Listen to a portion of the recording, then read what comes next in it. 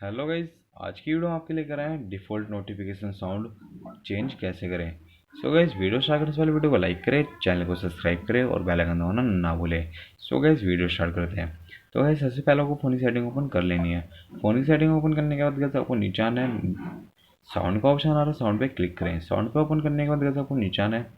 नीचे आने के बाद गाइस आपको देख सकते हैं यहाँ पे डिफ़ॉल्ट नोटिफिकेशन साउंड। तो गाइस हमारे इस पर क्लिक करें। इस पर क्लिक करने के बाद आप देखते हैं हमारे आर्गन की हमारी डिफ़ॉल्ट नोटिफिकेशन साउंड लग रखा है। तो इसे चेंज कैसे करें? तो इसे चेंज करना बहुत ईजी है। आपके सामने इतनी सारी रिंगटोन, आप किसी पे भी आप क्लिक करके आपकी डिफ़ॉल्ट नोटिफिकेशन साउंड चेंज हो जाएगा। तो मैंने इस पर पिक्सल डस्ट पे कर दिया और ओके कर दिया। तो वैसे अब हमारा पिक्सल डस्ट हमारा सेट हो गया, डिफ़ॉल्ट नोटिफिकेशन साउंड चेंज हो गई।